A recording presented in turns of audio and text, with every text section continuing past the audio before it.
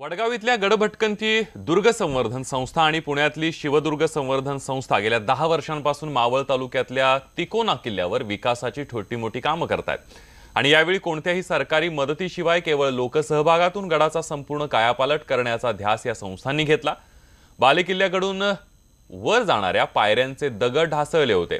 लोकवर्गणीतून सुमारे 8 लाख रुपये खर्चून श्रमदानातून बालेकिल्ल्याकडे जाणाऱ्या पायऱ्यांची दुरुस्ती करण्यात आली आहे। वेताळ महाराज, चपेटदान, मारुतीराय, तळजाई माता यांच्या पूजनानंतर श्रीमंत सत्यशील राजे दाभाडे यांच्या हस्ते पायऱ्यांचं लोकार्पण करण्यात आलं आणि पोवाड्यांची कार्यक्रमाची सांगता सुद्धा करण्यात आली।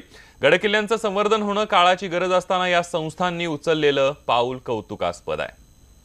ब्रेकिंग बातमी आपण बघणार आहोत। पाकिस्तान F-16 विमान वापरल्यानं अमेरिकेनं नाराजी व्यक्त केलेली आहे। F-16 हे विमान कुठल्याही देशाविरोधात वापरण्यास परवानगी नव्हती। पाकनं कराराचं उल्लंघन केल्याचा अमेरिकेनं आरोप केलाय। अमेरिकेनं आरोप केलेला आहे की F-16 विमान कुठल्याही देशाविरोधात वापरण्यास परवानगी नव्हती, मात्र तरीही F-16 भारताविरोधात वापरल्यानं अमेरिकेनं तीव्र नाराजी व्यक्त केलेली आहे। आता जी सगळ्यात महत्त्वाची माहिती येते, ज्यावेळेला पाकिस्तान विमान आपल्या हद्दीमध्ये घुसवली त्यावेळी त्यांनी F-16 या विमानाचा वापर केलेला होता, मात्र हे विमान कुठल्याही देशाविरोधात वापरण्यास परवानगी नव्हती आणि त्यामुळे अमेरिकेनं नाराजी व्यक्त केली।